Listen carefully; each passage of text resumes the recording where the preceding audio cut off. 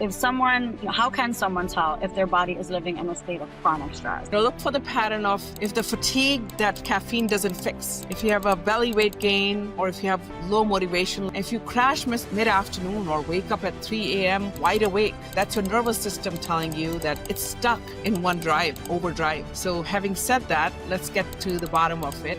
What exactly happens inside the body when we experience stress? So during stress, the brain activates the hypothalamic pituitary adrenal axis, our internal alarm system. Now, cortisol and adrenaline are made in your adrenal gland. They flood the the bloodstream, raising your heart rate, raising your blood pressure and your blood sugar, because they are the stress hormones. Short bursts, cortisol is life-saving. It mobilizes our energy, it sharpens our focus, reduces inflammation. But when it stays high all the time, it flips. And chronically elevated cortisol leads to belly fat, muscle loss, you have high blood sugar, anxiety, you have poor sleep. You said before that stress isn't the enemy, it's actually the messenger. Stress is a feedback. It's your body's way of saying something needs attention. When you listen early, you prevent crisis. But when you keep ignoring when your body's telling you that it needs attention, that's when you go into crisis, right? Every symptom, like fatigue to irritability, is a message about imbalance and an invitation to course correct. So listen to those symptoms and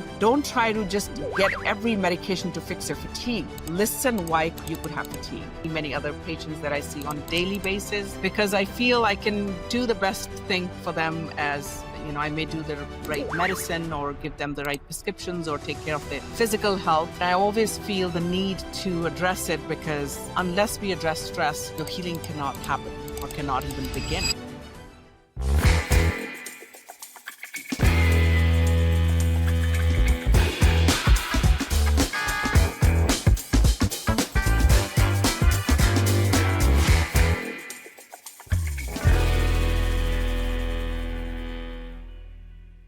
Welcome back to Lower the Dose Season 1, Diabetes and Metabolic Wellness.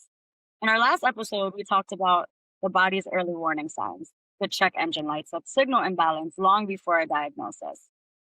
Today, we're digging into one of the biggest forces behind those warning signs, stress. Because it's not just in your mind, it's in your blood.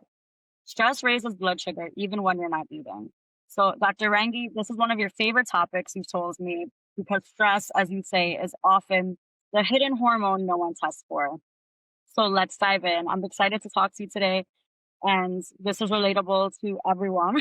Everyone is stressed out at one point or another. So definitely excited to take a deeper dive and learn more about what happens inside the body when we experience stress. So nice to see you again. Thanks for taking the time to connect today. So let's just dive into the questions. So what exactly happens inside the body when we experience stress, physically, chemically, and hormonally? Hi, Leila. Good to see you again. I'm excited to be here. Like you said, this is a topic that's very dear to me, and partly because of my own experience as well, and as well as experience of many, many other patients that I see on a daily basis, because I feel I can do the best thing for them as, I may do the right medicine or give them the right prescriptions or take care of their physical health, but I just don't see I have a control over their stress. And that is something that gets unaddressed or not really addressed in the physical space or when you see the patient in the clinic. And I always feel the need to address it, because unless we address stress, your healing cannot happen or cannot even begin. We will be putting Band-Aid after Band-Aid and putting more medications and try to fix the problems, but the health is not going to be created and the healing is not going to begin unless we address stress. So having said that, let's get to the bottom of it. What exactly happens inside the body when we experience stress? When we experience stress, our brain activates the hypothalamic pituitary axis. There's a small gland up here called hypothalamus, and there's pituitary, and they talk to each other. And then the pituitary hormone goes to our adrenal gland, which is like caps sitting on top of our kidneys. So during stress, the brain activates the hypothalamic pituitary adrenal axis, our internal alarm system. Now, cortisol and adrenaline are made in your adrenal gland. They flood the brain stream, the bloodstream, raising your heart rate, raising your blood pressure and your blood sugar, because they are the stress hormones. They go up whenever we are under threat or whenever we feel suddenly, fight or flight. But if you're chronically always stressed out, then that axis of hypothalamic pituitary axis is under chronic stress and chronic, you have too much cortisol and adrenaline running all the time. So you can expect the blood pressure, the heart rate, and the blood sugars always to be in imbalance, and that becomes very dysfunctional. This is our survival mode. A lot of times people say that, what, shake it off. You can take care of your stress. But what I experience with myself and what I experience with some of my friends is sometimes the stress becomes so much around you that you withdraw and you're constantly in just a survival mode. And if that happens, then you have easy crying, you get very anxious, your adrenal gland is already overkicking, and your bandwidth is really tight at that time. So we need to not be in that survival mode all the time. If you see yourself in that, that means we need to work on ourselves and understand how do we get out of that so we're not constantly feeling under the pressure. Now, this is the same system that helps us take care of ourselves when we are under threat. So if you're about to fall, or if you have an animal running at you, or any kind of, predator, or any situation where you need to fight or flight, this hormone system, the hypothalamic pituitary axis, helps us take care of ourselves at that time. So at the right time, this is very important, but if it's constantly high, it doesn't help. So the problem is that today's predators, so to say, are constant stressors every day. Those could be your bills, your deadlines, your worries, your digital stress or your personal stress. And the same chemistry that once saved us now silently burns us out when it's always on. I hope that answers your question, because it's pretty deep. Absolutely. There's definitely so much that goes into it. And stress affects everyone at one point or another. And there's so many different factors that, like you mentioned, contribute to stress. And you often mention cortisol being a survival hormone. So, how does cortisol and being the survival hormone protect us in the short term, but hurt us when it stays elevated for too long? Yeah, we did mention that earlier briefly, that yes, it is constantly on and we want it to be short term on whenever we need to. Um, so, how does it hurt us? Short bursts, cortisol is life saving. It mobilizes our energy, it sharpens our focus, reduces inflammation. But when it stays high all the time, it flips. And chronically elevated cortisol leads to belly fat, muscle loss, you have high blood sugar, anxiety, you have poor sleep. So everything that you don't want happens with cortisol being high all the time. It's like keeping the car engine reviving all night. Eventually, you'll burn out of the motor.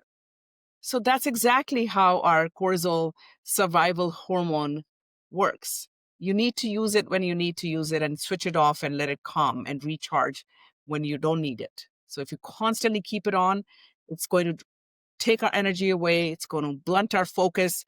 It's going to not help us. Inflammation will be high. We'll gain weight and lose muscle mass. Absolutely. And speaking about stress and chronic stress, how does chronic stress lead to higher blood sugar, even in people who don't really eat much sugar? Yeah, that's a question that I often get from patients, that, doc, I did not eat anything and still my blood sugar was high in the morning. What's happening? Or maybe they had early dinner and they're surprised by high blood sugars in the morning when they wake up. There's a process called gluconeogenesis where our liver makes sugar, and also cortisol signals the liver to release the stored glucose for the body to heal as a fuel for fight or flight.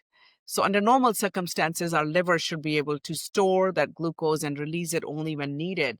But you're constantly giving that cortisol to the liver, then you're going to constantly put out the sugar. So that is one main mechanism how it works. Um, when we're sitting on our desk all the time and the sugar isn't used, it just lingers in the blood. It just stays there. And over time, this constant drip of glucose and insulin resistance creates some metabolic chaos in our body. So even without eating, stress chemistry can mimic diabetes. So I hope you understand why we need to get up and move and keep that cortisol down so we're not constantly pumping in that glucose from our liver. Wow. Yeah, that's something that, I mean, I'm sure a lot of listeners might not know. I was unaware that that's really how it works and the functionality within that. And speaking about stress and cortisol and sleep and blood sugar, so you describe stress, sleep, and sugar as a triangle. So can you explain how each corner affects the other? Yeah, each corner fuels the other.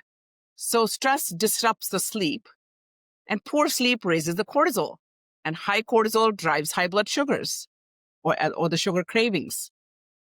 So then the sugar spikes happen that lead to crashes. Whenever you want the glucose or the sugar to be steady, but if you're having sugar spikes because of high cortisol and not sleeping well, then obviously when it's too high, it's going to go down too quick. And if it drops too quick, you have crash. And that's when the brain interprets that as more stress, and then you feel more hungry. And it's a self-feeding loop that keeps the nervous system on a high alert all the time. Absolutely, that definitely, I can see how that triangle just reminds me in a way of a cycle, almost a cycle that just really affects each other. One thing has such a big impact on the other. And for people that do have chronic stress, why is it that with chronic stress, they actually even crave carbs or sugar more? And why do you think that willpower alone won't fix the issue? It's a biology, and it's not our weakness. So you you crave for sugar because our body is asking for it in such a way. It's not because you're weak. Under stress, the brain demands quick energy. So if you're constantly under stress and you're depleting your energy fast, the sugar gives a dopamine hit and temporary sense of relief. It's your nervous system asking for comfort, not your mind failing to discipline. So this fix isn't to fight cravings, it's to calm the system that is creating them. So having stress management or calming the stress definitely helps calming the sugar cravings as well. Absolutely. And is there anything that maybe comes to mind as something that you recommend to your patients to help with that, to help calm that feeling? I often talk about breathing. You can do a quick breathing reset that can help. Of course, planning a better sleep and having a good sleep hygiene definitely helps that. Not having bright lights, not having blue lights before going to bed. And of course, meditation or even reflection back in your, writing a journal at bedtime can help calm your subconscious mind, and that can help you sleep better. Um, because one bad night can raise your cortisol and lower the insulin sensitivity by 20 to 30%. In other words, if you have one bad night of sleep, you can have a trickle down or the ripple effect on your blood sugars to a degree that your insulin may not be able to drop the blood sugars up to 20 to 30% as compared to what you were otherwise. So sleep is the cheapest stress medicine we have. Whenever you're stressed, and if you're able to sleep well and do everything to help yourself, I think that would definitely help push us in that direction. And my quick resets are deep breathing before bed, like I said, shutting down the screens an hour early, not being on the blue light or TV, and a 10-minute gratitude journal. Because gratitude physiologically lowers the cortisol. That definitely helps. Absolutely. And you did mention lack of sleep really magnifying stress and insulin resistance. So, how do you think that lack of sleep really magnifies that? And are there any other quick resets that you can think that can provide for a better rest? In my practice, I usually talk to my patients about sacred 10. And my sacred 10 are there are four external factors, there are four internal factors, and two higher purpose.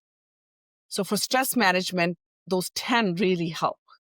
The four outer practices are always making sure you get the activity, watching the right nutrition, your sleep, and hydration. Now, the internal factors are to be mindful, to meditate, to reflect, write the journal, and to sleep better. And the two higher purposes that we talk about are having a sense of purpose, that will be by giving. So always do community service and do something to connect with the community as well. So having a connection or community and service both give us a higher purpose. So as long as people can take care of themselves internally and rebalance their rhythm inside and then do the factors that help them have purpose, all those things help us manage our stress. So in my practice, I usually teach people how to focus on those so that they can monitor their manage their stress and at the same time optimize the sleep. We encourage either wearing sleep trackers or Aura Ring or Apple Watch or whatever can track your sleep and try to understand why you're not sleeping well, how many hours of sleep, what's your sleep hygiene, and things like that. Um, yeah, so those are the things that you can do to understand how you could do better with your stress sleep cycle. Absolutely. Being that lack of sleep can contribute to, like we talked about, stress. I know you've also said previously that the body doesn't know the difference between mental stress and metabolic stress. So, can you explain that a little bit more? Yeah, to our body, it doesn't understand the deadlines. Either eating a bad food or having a donut or something and having deadlines for our work, they both raise cortisol. Um, or emotional stress or physical stress, they all will raise the cortisol. Um, and right now we're talking about metabolic stress, which is happening from poor nutrition or poor lifestyle or poor walking or poor sleep. And the mental stresses, we're talking about the everyday stresses that are happening. So like I said, they both raise the cortisol. Now, whether the stress is emotional or physical, the biology is identical. That's why people with poor diets and infections or chronic pain often feel anxious and fatigued. They're always tired, and the stress systems overlap. So we definitely want to address stress in every case if that is the underlying reason for either metabolic stress or um, physical health or mental stress. We need to address them all. Absolutely. It's so interesting to hear that they can be so different. When people think about stress, they usually just think it's one one way to be feeling stress and one way to experience that. But it's interesting how it can actually affect you and come from different ways. So, if someone, how can someone tell if their body is living in a state of chronic stress, even if their mind may feel calm or they think that they're managing it? Look for patterns. Look for the pattern of if the fatigue that caffeine doesn't fix, if you have a belly weight gain, or if you have low motivation, like we talked about earlier, or irritability, if you have a couple of these things, these check engine signs that are going on all the time, most of the time you'll see yourself having more caffeine, trying to get that energy, which is mainly lacking because you probably had either poor sleep or you have chronic stress. If you crash mid-afternoon or wake up at 3 a.m. wide awake, that's your nervous system telling you that it's stuck in overdrive. And you really need to work on your stress management to help relax your body. And you could do many things that we had talked about earlier, but you need to recognize those patterns, is what I would say. Absolutely. And what are some lab or physical markers that reveal when stress is taking a toll? A lot of times I get patients who have had their cortisol level checked and they'll say, Doc, I'm here because my cortisol is high. Cortisol testing is important, but it matters when you test, how you test. Just a random morning cortisol does not help us much. If you have rise in the evening cortisol, or if you do the salivary cortisol that is done at 3 different times, that is helpful. I often check 24-hour urine cortisol, or sometimes I do other specific tests as well. There's simpler tests you can do, higher glucose, high insulin level, um, can be the easy tests that you could do. You could also check inflammation markers, or homocysteine, or you may be gaining weight, or waistline may be going up, the blood pressure may be going up. Um, yeah, so there are various different ways of understanding the biochemical footprints of chronic stress. Absolutely. And what would you say are maybe three simple daily practices that you teach patients to calm their nervous system without needing them to have hours of meditation or therapy? Absolutely. These are things that I wish I had learned when I was little and or in my earlier years. I have started doing meditation a lot. In the afternoon at lunch break, I always take a break to be with myself, connect with my internal well-being, and understand what is the state of my mind. Previously I would go all day, just eat during the lunch, talking and never pause. Now that I've made that a priority, I really see myself needing to take that break. And before doing something major, maybe before this recording or before doing any other activity, you can take micro moments of mindful. And all that means is I want to make sure that I'm connected to this moment. I want to make sure that I'm in the present moment and not worrying about the future or thinking about the past. That really helps reset the stress. Movement definitely helps. And I often encourage my patients to move, especially after eating. If you can move 10 minutes after breakfast, 10 minutes after lunch, 10 minutes after dinner, that can be a great therapy for your metabolic health and for your mental health. And then the last one I like to do is a breathing. There are different kinds of breathing exercises. You can do 4-4-4 breathing, where you inhale for 4 seconds, you hold for 4, and then you exhale in 4. That's also called a square breathing, and that helps reset our vagus nerve. There's also 5-5-2, where you breathe in for 5 seconds, hold for 5, and then you quickly exhale in 2 seconds. So there, you can do these breathing exercises that can give you reset of your nervous system. But I think that what really helped me in my personal life is these micro moments of mindfulness, because I feel I need to now understand where I am, and I need to pause from whatever I was working on, reset my rhythm, and then take over the next step. Because I saw myself in the past just going on auto mode. There was never a pause, it was always ongoing. So you never give room to your brain to rest. So just those are a few things you can do: move, meditate, and breathe. I like those, and like you said, those micro moments, was it you called it? Micro moments of mindfulness. Hmm. Micro moments of mindfulness. I like that. I think that that's something catchy and definitely easy to remember, and those are Hmm. things that everyone can do. And I think it's so easy for anyone to just get caught up in go, go, go, being busy. I have to do this. I have to do this, and being stressed and having all these things that you need to attend to and are you worried about can really catch up to you. So being mindful and just reminding yourself to take that moment to sit with yourself, like you said, to meditate, to do breath work, to just center yourself, because it's so easy to just be on autopilot. I think that's something everyone can really relate to. So it's good to know that it really can be damaging to yourself if you don't take that time to just recenter and give yourself a break. I think everyone can be a little guilty of just going. So good reminder for everyone to just One of the take. things that I'm going to be doing in my practice is we're going to have a mindfulness and movement coach. and I'm going to offer classes once a week for my patients, because this is not something that we've learned over time. We need to intentionally learn this. We learn to just go on a certain, rhythm every day, that we need to learn these activities. How can we adapt them in daily life?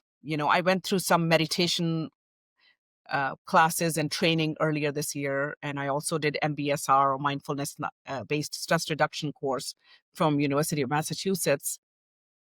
It's powerful. It changes your trajectory completely from where you were and at what level you're working. So to me now, mindfulness is not something that I have to, it shouldn't be so hard to learn. We just need to set intention and do it in every activity. Whether you're eating, try to put the spoon down and eat and enjoy and taste that food rather than just putting it down, right? When you're talking to me or when I'm talking to you, I need to put my 100% attention to Layla and not be lost in, when is my next meeting? What am I going to do next? Because that's what brings the stress, right? So being mindful in the moment and trying to do these micro practices throughout the day, I find them very helpful. Absolutely. That's something I am gonna definitely incorporate on my everyday, just because it's so easy. Like you said, what meat am I doing? Put down the spoon, those things that you're just, even if you're not particularly rushing to something, your body can still feel like it's in a rush. Even if you don't have any more meetings, you're thinking about a meeting tomorrow, or just being present in that moment, I think could be such a change. I'm Hmm. noting that. Note to myself and to everyone. I Good, think it's good, so good common. idea. Everyone Yes, goes on go. So, and that's what we're, like you said, we're not, these are not behaviors that we've been taught or learned to take that moment. We've been almost programmed to go, go, go. So reprogramming yourself and being mindful, I think, can definitely go so far for pretty much everyone. I don't know anyone who would not benefit from that advice. So absolutely. Hmm. definitely important. And even when we're talking about taking walks or breath work, how can movement, breath work, or even short breaks during the workday really start to lower cortisol in a measurable way? I think that's a great question. So in our nervous system, we have two kinds of nervous system. There's sympathetic and parasympathetic.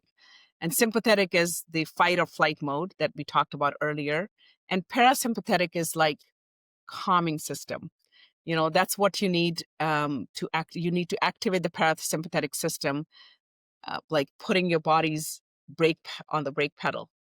Um, so when you move, or when you breathe, or when you meditate, you activate your parasympathetic system, and that helps you put brakes. Studies have even shown that the cortisol drops within minutes of slow rhythmic breathing or 10 minutes of nature walk. We definitely drop the natural cortisol. You don't need to have perfect practice. You just need to set the intention and need to do it and signal the safety to your body repeatedly. Throughout the day, try to tell yourself that I have to do that to help my body heal, to help my body um, be work at its best capacity and be the most vibrant myself. Absolutely. It's interesting that you said it could happen so quickly. Hmm. I was under the impression that it wasn't something that could happen so fast, but if you do think about it, you Within don't minutes. within Within minutes. minutes. Hmm. That's why when Even you a try, 10-minute nature walk can help you drop the amount of cortisol you have wow. And in that's your why system. even they tell you to take deep breaths and take 3 deep breaths and breathe out, and you automatically feel relaxed. So it's interesting that that actually does correlate with exactly your cortisol dropping. So it's something that can happen super quickly. And you said before that stress isn't the enemy, it's actually the messenger. I really like that saying. So can you explain a little bit more about what you meant by that? Yeah, so depends on the degree of the stress, right? Stress is a feedback. It's your body's way of saying something needs attention. When you listen early, you prevent crisis. But if when you keep ignoring when your body's telling you that it needs attention, that's when you go into crisis, right? Chronic stress is going to hurt. So I tell my patients, don't shoot the messenger. The, the message that you're getting is basically telling you to decode it. every symptom, like fatigue to irritability, is a message about imbalance and an invitation to course correct. So listen to those symptoms and don't try to just get every medication to fix your fatigue. Listen why you could have fatigue. And this is the whole basis of my mind-body medicine-based, neurobiology-based practice that I am adapting to now in my practice. Because unless we address this part, you cannot improve cardiometabolic health. You cannot prevent heart attacks and strokes because you're constantly under stress, and that's leading to everything that you don't want to happen. So you need to rewire yourself and learn how can you reset your body. So I hope that explains what you asked me. Stress is a feedback, so it's not your enemy. You need to just understand where is the imbalance in my body. Absolutely. And as you explained that, is there maybe one more thing, if you could really sum up this episode with one message? What's the truth about stress you wish every patient or every person really knew? Yeah, I feel you cannot eliminate stress. Stress is going to happen, right? But you can transform your response, how you want to react, how you want to take care of things. Stress only becomes toxic when it's constant, when it's unprocessed. When you lower the dose through breath, rest, pause, awareness, meditation, movement, you regain the control of your chemistry and your life. So healing begins not when life gets easier, but when your body feels safe again. So we need to make sure we listen to that signal, listen to that feedback. If we are stressed out, then get it in balance again. And you have different ways you can do that. Absolutely. And thank you for sharing all the ways that we can help to contribute to our stress levels, for sure. Like I said, everyone can relate to this. Everyone has felt stress pretty frequently, I'm sure. So I think these tips will really stick with us and really help us to understand what's going on internally, and just taking that second to reset, to take that breath, to take that 10-minute nature walk, to put down the spoon while you're eating and enjoy what's in front of you and not just rushing. So thank you so much for all those tips. I know I'm definitely going to incorporate these on my day to day. And thank you for showing us that stress isn't just emotional, it is metabolic. And on how learning to lower the dose of stress can truly change your health from the inside out. So if today's episode resonated with you, don't wait to check your engine light. Take action now. And you can book your free 15-minute discovery call with Dr. Rangi using the link in the show notes. We will definitely make sure to link that. And remember, awareness is just the first step towards transformation. And you can't always control the stress in your life, but you can lower the dose and raise your life. This is Lower the Dose, and we'll see you on the next episode. Thank you so much, Dr. Rangi. Thank you, Layla. It was nice talking to you. Nice talking Take to care. you.